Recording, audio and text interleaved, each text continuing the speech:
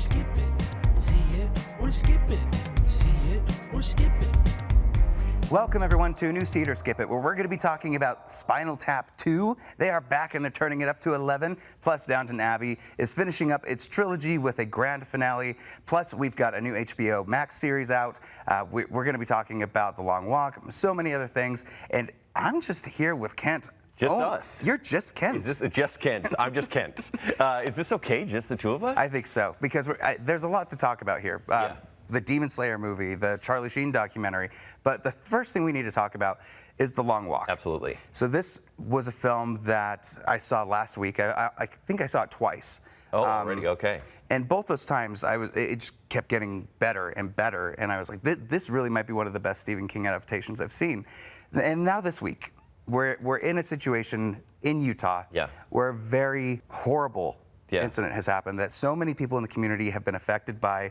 And we need escapism. We need to go to movies to escape. And sure, they're empathy generators, but right now for this week, this is a very tough film to go to the movie to escape. And I want to get your thoughts on what you think about that. But first, I do want to say I think the movie is incredible. Yeah, it really is. I think it's a movie that needs to be seen because there are Stephen King adaptations that are generally bad. This one strangely came out of nowhere for me. It's been in development for 10 years, and no one's dared to really touch it. And maybe, obviously, the timing is bad here. But when you hear that Stephen King wrote this when he was 18, it's like, do we want to adapt the 18-year-old Stephen King? Right, and they have made changes to the story itself, but it is an impressive movie. Should it be seen this week? Probably not. I do think there's maybe a little too many sensitivities. In fact, when I was watching this movie, it's quite violent. Should we go over the synopsis real quick? Yes, so this is a story that basically is a not so distant future, dystopian, 1984 type story where these 50 kids are tasked to walk as far as they can at a consistent speed of 3 miles an hour. If they fall below that 3 miles an hour pace, taken out of the competition. They get a warning. Yes. If they get a second warning, they are at risk of the third. Third warning is your final warning. Yes. And you can interpret that whatever you want. Yeah. In the movie, it is just nonstop showing the horrors of what they're doing in this, how speech is being taken away, how free thought is being taken away. And I think now anybody that's watching this is starting to kind of see why we're apprehensive to say, definitely go and check this out right now if you're in Utah. I would say it's a wait for it because it's definitely worth seeing still. But you're right, this week. The movie has, I don't know, it really does kind of resonate, obviously, but there's moments, even seeing this a week ago at this point, when there's violence in this movie, every time, and it's meant to be this way, it's meant to be ugly, right? It's never meant to be like, oh, it's an action movie, oh, it's a thriller. It's meant to be ugly and in your face. So I was going, oh. And now especially, it would hit twice as hard. And so I do think it's a wait for it. However, Cooper Hoffman is in this movie, David Johnson. They're the two essential leads, right? They are anchor characters because you have them and all these boys who you know are destined for not great things, but their camaraderie as they're walking and struggling and trying to stay awake and just going through this walk is kind of just great character building. Yes. Well, and it gives you the Stand By Me kind of vibe that Stephen King is known for. These two choose to do something different than any of the other boys that are out on this march. They decide to be brothers for it. Right. To be a friendship, to be a connected group to try to work through it together. And what this movie really does well is show trauma responses to each individual character and how they are reacting to the world they know now of just walking in a straight line. Everyone reacts to it differently. Me and Rebecca had the opportunity to actually do a panel after one of these, and we talked a lot about that, about how each individual person had their own strategy of how to make this work, how they could get to the end. Because at the end, you get a prize. You get your wish granted, plus tons of money. You're set for life. It's very much like Hunger Games. The director of the Hunger Games is the one who did this. Yeah. I think it's one of those where the more you hear the dialogue and the more you're sitting with these two main characters and seeing their bond grow over time, you start to realize that this is a brilliant character study about your willpower, what drives you to be able to push towards something? Is it just your own self, or do you need other people to help get you to that point? Exactly. I would equate this to The Mist. I don't know if you've ever seen The Mist movie. No. It's very depressing, but it has a lot to do with small group communication and how people deal with crisis situations. And in this movie, you have a cast of maybe 20 to 25 boys. And even though some only appear for a little bit, you still get a little bit of depth. And it's so surprising to see this in a movie that's under 2 hours. Yep. And Mark Hamill, you might not know it's him, but the minute you do know it's him, you're like, wow, I'm shocked by this. Right. He has a lot of his dialogue is very Stephen King-esque, and maybe not the kind of Stephen King that people really enjoy when they're reading the books. Yeah. Rebecca said, I'm just going to keep bringing her into this. Sure. That this was a great movie because it avoided all the Stephen King-isms that he is known for. Yes. And I think that's fascinating because they do change the ending from the yes. book. And I think the more I sat with that, at first I wasn't totally on board with it, but the more I sat with it and thought about it, it actually became more brilliant, in my opinion. This is a movie that anybody could go and see. I'm not going to say you should see it right now. I think everybody needs to look out for their mental health, especially in Utah. But if you have heard us talking about this and are at all interested in it, it might be one of the best Stephen King adaptations you're going to see. Ken? Strangely, yes, I totally agree. Wait just a little bit. Give yourself some time. The violence here is quite ugly, but the performances are amazing. The character work is amazing. Well, and that's our review of that. So let us know what you think. And let's jump into a little bit more of a classy Downton Abbey scene. This is such a strange week, right? There's such a diverse amount of movies. We're going to obviously talk about them, but jumping right into Downton Abbey, it's the grand finale. Yes, there have been 2 other movies. I did not realize that there were 2 other movies. I know there had been a show for a very long time. Have you seen the show? I've seen enough of the first season to have a good idea of it. And I started the first movie, but you know, when you work in news, crazy things happen and you got to move to other things. But this is a very warm, cozy movie. Yeah. This is a movie, and they're going, I'm going to say this a few times on the show, this is a movie for the fans. This is a movie for no one else, but fans, it's like, here's a nice little warm dish for you. I've only seen maybe 2 to 3 seasons of the TV show, and then I stopped because I kind of sat there and I went, every episode is pretty slow. Maybe this isn't my cup of tea. Maybe, right? This is, every episode leads to a nice fancy dinner where they talk about etiquette. And I was like, it's not really for me. And then I skipped the first 2 movies as well. I was like, I'm all right. But because I knew we'd be reviewing, I'm like, let's see if the grand finale can stand on its own as a film, and can I enjoy it? And I will say, like, having an established base with some of the characters in the show, it was nice to see all the arcs wrap up. Was I there for any of the in-between? No. But you can still tell what's happened to them. It feels like what could happen with a Community movie, where like we've sat with these characters for so long, and we've grown to love these characters and all of their dynamics. Now we have time to give you this big cinematic scale story, but wrap up the characters in a way that gives justice to the fans. This theater was actually the most packed theater that I had gone to of the watches for this week. Wow. Lots of people were very interested in this movie, and they're laughing through the whole thing. I think the humor, it's all very innocent, playful humor. Innocent, playful this. It's like, I'm bothered by this. And that's like, very polite. Bates is bothered, you know. But it is beautiful. The cinematography in this is incredible. And the way that they shoot this mansion, which, by the way, we've seen it in every single thing ever. Welcome X-Men Mansion, welcome Wayne Manor, whichever James Bond villain was in there at one point. I'm sure there's an Airbnb for it. I love returning to it, and I think they do a lot with this and making it feel like it's its own character. It's a little strange, and I think fans of the show will really appreciate what happens here because there's not a lot of tension, right? There's even a villainous character revealed at some point. And you're like, oh, this is going to unfold, and it's going to be very dramatic, and by the end, I'm really going to care.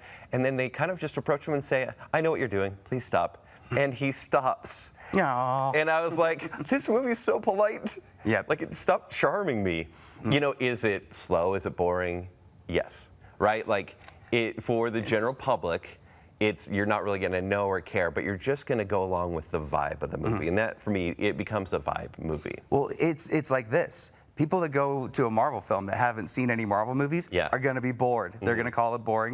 We are that, but for the Downton Abbey crowd. So a lot of people are going to hear our opinions and go, I don't care what these guys say. We're going to watch this anyway. And I think that's the right opinion to have. Yeah. Either way, I was entertained when I was watching it. I do think this is something that is for the fans, like you said. Yes. Many people are going to walk out of the theater feeling like they got theirs.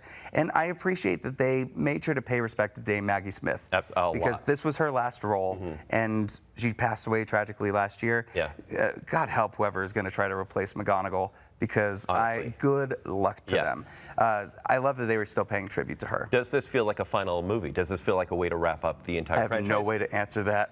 Yeah, exactly right. Or could it continue? Because I feel like it could continue, right? Anything could continue. I mean, you do see Lady Mary, and this story is more about her and the progression of the time, right? Maybe seen as a pariah, but accepting the manner. And and honestly, just like the show, this ends in a fancy dinner. Yep. Right? I was like, oh, there it is. Well, so and when delightful. you pass the torch on in a movie, there is that potential for it to be a spin-off or be a continuation. Yeah. Whether they do that or not, I mean, they teed it up for The Dark Knight Rises, and that didn't really happen. Sure. So we'll see how people respond to this film. Yeah. And if it ends up making a lot of money, I guarantee you we're going to be getting something else. Yeah. So But, fans are going to love it. Everyone else will be like, I don't get what's happening, but I'm glad you love it. but still, go and check it out if you just want to have a nice, cozy, relaxing time in the theater. I agree. Well, and there's also another film that I would prefer. This is going to be my recommendation for the week. Okay. I think we need this. We need a little joy. We need a little silliness. Yeah. And we need Spinal Tap 2. I love this movie. Yeah. It is a short breeze, 89-minute long movie. Crazy, yeah. Rob Reiner directs again. This is the sequel to the original cult classic Spinal Tap. Yeah, what has it been, 40 years? 40 years. Yeah.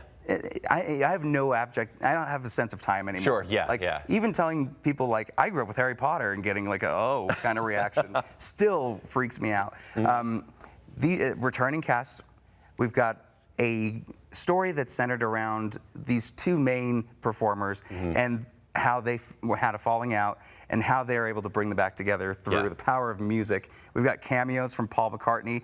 We've got cameos from Elton John. Yeah. We've got two new characters that I think were honestly scene stealers. Yes. First, the manager, I thought was hilarious. He's a manager that doesn't like music. Bit, right? Yeah. Yeah. And then also the drummer. Yep. And she was great. And obviously there's jokes about the drummers and managers that they've had in the past. And this really is something, once again, for the fans, right? This is like just a love letter. Like, you're welcome, or thank you for supporting us this entire way. Because even this movie, it kind of leads to their final, or I guess their reunion show, and trying to get them back together. But it kind of becomes did you see Get Back, the Beatles documentary?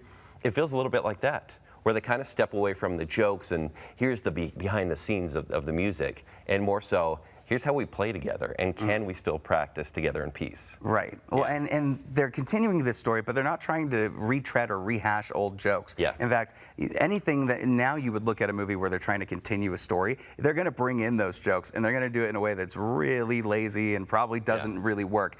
And I was waiting for that with this movie. But they don't. The only thing that made this feel like a fake documentary, because it feels real to me. I don't know what it is about this band, but it feels real because, well, the music is real. Even with the wigs. And, yeah, the wigs. The wigs are rough. I was going to make us wear the wigs. But I think it's when Elton John comes in and wants to play one of their hit songs, and I was like, come on. But at the same time, when he plays, you're like, yep, that's what I needed to see. Yep. With the Paul McCartney scene, the same thing. I love that. Absolutely. I love that they are now in this modern world trying to adjust to what life is like outside of the band. Yeah. One of the bandmates has a cheese/guitar shop. Yeah. He's got a little hideaway for his guitar where he could put cheese and a little cheese grater. There's this little bit of humor. What would you consider this? Monty Python humor, where it's very dry. Yeah, it's very matter of fact. But once you like piece it together, like, the whole thing is. It's still pretty farcical, but obviously still a satire of the industry. But yeah, like I mean, everyone that loves the original, because the original is such a cult classic, this is the movie they're asking me about. Yep. Like, how is it? And I'm like, you're gonna love it. I think people I'm like, that don't. See it with a big crowd. If you haven't seen it, you'll still like it. Yes. They do enough of their own thing, and it just goes by so quickly. Like, by the time it was over, it might be the only complaint I have is perhaps it could have had a little bit more of the time to bring out these main two people and their relationship and what caused the rift, because we don't really know. No. They don't explain it too well. It made me kind of think that they were also going to do another one, because the way it wraps up, it's just like, and it's over. Yeah. And you're like, wait a minute, I could watch more. And I would watch more. I don't know if they would do a sequel to this. Yeah, because it does feel like a completion element to it, right? Yeah, and I don't know, like, if you've done it right Yes. the second time, don't mess with the good thing again. Yeah. you Okay. know? Is it as funny as the first one? I think that's always a tough one because the iconic stuff, like, catches you how do so you off how do you guard. measure time of something being so consistently good Yeah. versus a new thing? Right. I think time is going to be able to test that. Yeah. Not necessarily what we think right now. Yeah, and that's why I'd say see this movie in the theater, see it with a big crowd. Mm-hmm. And I'm so glad this isn't just a streaming release, right? That it's not something you can look at your phone. It's something you're going to pay attention to and see it again because there will be jokes that you missed. Not only that, they filmed it for IMAX, so you could go That's to IMAX and have crazy. yourself a full concert experience. I think Rob Reiner did a great job. This is did. definitely a see it for me. Yeah, see it for me as well. Okay. I am excited to watch it again. And there's something else in theaters that I believe is also going to be on Crunchyroll. Yes. This is a Demon Slayer film. I know nothing about this. You're going to have to tell me Are everything. you ready? Yep. You ready? Hold on, let me get my glasses on. Once again, for the fans. But this may end up being the biggest movie of the weekend. Interesting. This is an animated film. Yeah, it's an animated film, anime. So Demon Slayer is an anime that's been going on for, I can't even say exact numbers now because people will call us out on it, but it's an anime that's been going multiple seasons and the animation gets better and better over time. This is something to watch almost just for the soundtrack and the animation. Obviously a lot of battle scenes, a little deeper character stories, but it's something you need to know about, right? Because now we have their first movie, which they're now wrapping up the whole show with 4 movies, and this is the first of 4. Oh, so okay. fans have been eagerly waiting for this one, and it's 2.5 hours. Okay. So for anyone else, they'll be like, what? I can't do that. For fans, they're like, give me more now. And so I did finish the show up until this point, and then got a little excited about this movie, strangely. I'm not the biggest anime fan. Like, for me, I'm like entry level, but this is top of the list. Really? Okay, so we've got a lot on this year Yeah. as far as really good anime. You mentioned music. K-pop Demon Hunters, to me, still holds up as far as having the best everything. Yeah. Is this going to end up being a Barbenheimer situation where there's going to be the K-pop people on one side and there's going to be the Oppenheimer fans on the other side? There will be the Demon Slayer fans who are like, this is true animation because it's 2D Oh, no. animation. This is cinema? Yeah, this is listen to the score. You guys have your pop songs, whatever. Truly, K-pop Demon Hunters has the crowd appeal, right? But the fans will say that Demon Slayer is the movie to go to. However, being like a movie basically the 5th or 6th season at this point, and then being the first part of 4, it's an incomplete movie, right? So you get a ton of depth with characters, even villains, and you're excited for what's going to happen. There are tragedies in this movie as well.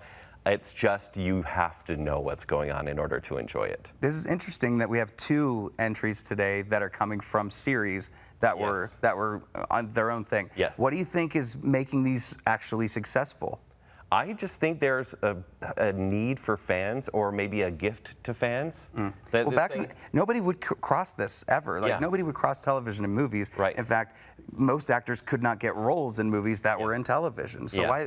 why the change? It's interesting because Downton Abbey, the movie, could have been a miniseries, right? It could have been something we see on TV, just with a nicer production budget. Maybe that's what they're going for. They say we're going to finish this in style, yeah. and they are. I think honestly, I loved Demon Slayer: Infinity Castle Part 1, but once again, it ended. I'm like, oh, there goes 2.5 hours, and I'm going to have to watch 3 more of these. Fans will eat it up. Do you think more fans are going to be going to the theaters, or are they going to be watching it on streaming on that? I had the option. I went to the theater. I wanted that Well, big screen you're the experience. exception. Yeah. It's like, I could have watched it at home. No, purposely, like I was like, I'm going to spend $15 to go see the spectacle. Yeah. And you see a spectacle. Well, that's good. So Yes. at least you're getting your money's worth. So this is a see it. It's an absolute see it. Okay. Well, that's something that I'm going to have to go check out, especially because my nephew Listen, Henry, I think, loves this. We'll binge the show, and then in a half a year, we'll watch the movie. Yes. Yeah. And once they start building onto this, so they've got 3 more after? Yeah, 3 more in the next 2 years. Wow, they're going the Kevin Costner route They with it. really are. It's a Okay. risk. Yeah, it's a risk, but we'll see though. As far as streaming goes, we've only got 1 episode on it now, but it's on HBO Max. Task, starring Mark Ruffalo. This is a cop drama, Yeah. kind of like True Detective in a way. Yes. You've got one side that's like the cop, a good side. He's like a tired cop. This is what, in Philadelphia, I believe. And then on the other side, you have Tom Pelphrey, his character actor, who's probably the heart of the show, I would imagine. Yep. And it's definitely an anti-hero sort of criminal story. Well, he's a character that's like, thrust into a situation where he's got to do a bad thing in order to provide. Yes. And whether or not he actually does need to do that, and then that bad thing, things go wrong. Yes. And now they're in a whole other dimension of pain and stuff that they have to get out of. Amelia Jones, we were talking about Coda last episode, and she's in this. Unrecognizable. Did not notice her until I really sat down and was like, wait a minute. Yeah. How do I know her? Coda. Okay. Wow. Weird. Yeah. Wow.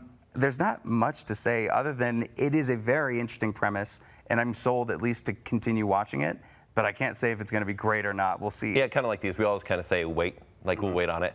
This is definitely, I feel like HBO has its own genre of show, right? You're like, it's the cop show that they're depressed, but eventually everything's going to wrap up, and it's going to be a great miniseries, and it's going to be dark and good. And it's from the creator of Mayor of Easttown, so if you like that series, you're definitely going to have a good time with this. Yeah. And Mark Ruffalo, he continues to prove that he is a character actor more than just the Hulk. He started with Zodiac. I'd rather him never do anything like the Hulk because this is his lane. I believe. Yeah, this is his wheelhouse. Yeah. Now maybe don't go too far like Mickey 17. Sure. But what you have here, like him just going back into that. I am now a cop doing something, gave Zodiac vibes so much to me where I'm like, I will watch this no matter what ends up happening here. So it's a see it for me. See it for you? It's a see it. I'm going to watch every single week. Awesome. Yeah. Now, there's one documentary that came out this week. It's called AKA Charlie Sheen. Yes. This is a 2-part documentary that talks about the rise, fall, rise again, fall again, however many times. We've seen him in the movies. We've seen him in every bit of controversy. Now we're seeing him explain himself. He's now 5 years sober. He feels he's changed, and this documentary explores him accepting the things that he did and embracing the possibility of where he could be going. Let me ask you this. Were you trepidatious to watch this one? I just didn't think I'd be sold at the end of the day. That was me too. And I don't think I was. I think at the end of the day, Charlie Sheen also owns up to the mistakes that he's made. But whether or not, like, you can move past some of the more egregious stuff, that's up to each and every other person's individual belief system. And I think he accepts that too. Yeah. So we can only wait. I looked at this and I went, wow, 2 episodes, each are an hour and a half. I'm like, ugh, I don't care, because we all got burned out, 10, 15 years ago with the whole I'm winning. Tiger's blood. But then it turns out he might actually have tiger's blood. Yeah, That was the funniest thing. Like, we have people coming in for these interviews, Denise Richards, John Cryer, who worked them on 2.5 Men. Billy Estevez. And they all kind of are like, yeah, dude has some biological differences than most people. So, yeah, and so when I started, I said, here we go. But what sold me, and I think maybe the only reason to watch, is the production value that goes into this. It's almost filmed like kind of like an old school MTV VH1 sort of special, where it cuts, the character's voiceover at the right time, you home videos. I think it's Netflix putting in way more effort into this documentary than I've seen recently. You know, especially compared to like Fit for TV, the Biggest Loser one, where it felt like kind of rote. It was kind of a standard documentary. This one had style to it. Yes. And obviously it needs to, because it's about Charlie Sheen and his upbringing and the crazy parties. But it had my attention, even though the whole second act of this is everything we saw with all of his CBS drama. I went, I've seen it before, but also explain yourself. Yep. Well, and really, like, he was one of the first Nepo babies to, like, really push that limit. And hearing, like, when nothing would ever be a consequence to me, I felt like I could get away with anything. Yeah. And that was the problem with Charlie Sheen. And that's, I think, the real story of Charlie Sheen is he knew that he was destined for stardom early on, and then got in over his head and never got back, right? And I think the real success of maybe him, and you see this in the documentary, is the fact that he's sober. Is he normal? No. But is he sober? Yeah, and that's good. And I think while watching this, and I mean, it's his story, right? It's not really a spoiler, but it's the success of where he's at now. Yes. They keep talking about, throughout his life, I'm going to be sober, I'm going to be sober. And now him being 5 years sober, you almost don't believe him because of his history, but at the same time, you have to celebrate where he's at. Yes. Right? Maybe the relationships he's been able to reform since then, even though he's burned almost every bridge in his life. So, I mean, it's a guy with all the potential in the world that did blow it. Yep. But now, he still has been very successful, but now here we got I would say an impressive documentary, but maybe not one that everyone will want to watch. Well, and I hate to be a pessimist about this, because I don't want to say, like, oh, well, this is only for him to prop up his career, so now there's going to be a comeback. Yes. And now he'll be back into roles. To me, like more than anything, this is a story about how recovery is not a straight line. There's going to be so many times where you're going to fail. You're going to fail a lot. There's going to be people that you disappoint. But if you stay on at least a path of knowing that you can try to recover, that there can be forgiveness, that's a theme that every person hopes that they can have, especially if they're going through any type of addiction and are hoping to get out of it. Charlie Sheen could probably be an inspiration in that sense. Yeah. I do worry that it's a way to get him back into Hollywood, start doing more TV shows, and that worries me, especially because he most of the time was talking about how that was the trigger. Yeah, when success So why came. go back to that? Yes, that would be exactly. the question that I'd have. They didn't really answer that. You kind of just want to see him be a grandpa at this point. Yeah, well, he definitely should be a grandpa at this point. Like, start, being present. Let his hair go gray. It's fine, Well, with this, do you think that it's going to be something that anybody can go check out, or is this one like while you're just doing your laundry? You have to be curious in the tabloid era of celebrity. I think you, having lived through it, and you go, I'd like to see a little behind the scenes of what happened with Heidi Fleiss and all that kind of stuff. I'm curious about that. But it's not one that people who maybe love true crime documentaries are going to really enjoy. No, but it is one just by way of how many people they have brought in to talk about Charlie Sheen. Yeah. And let them kind of let loose and be like, yeah, he's It's awful. entertaining, yeah. He was really bad. Like, I didn't like working with him that well. Yeah, I'm here to say bad things about him. I'm like, yes. Well, I think it's a see it. I think you think it's It's a see it for the production value alone. It's very well put together. Yep. Well, make sure that you guys check out all of these movies that we were talking about. Thank you again, Kent, so much for coming on the show. Tell people where they can find you. You can find me at ShowtimeShowdown.com for my written reviews and the Bake and Sell podcast. Yep, and make sure that you scan this QR code right in the screen here. That'll take you to all of our social media where you can follow our Instagram, our YouTube, all of the stuff. There's extra videos that always go up on there, so I definitely hope that you do. Thank you again so much as always for watching. Everyone stay safe out there. Here's a sneak peek of what we're going to be talking about next week. Sacrifice!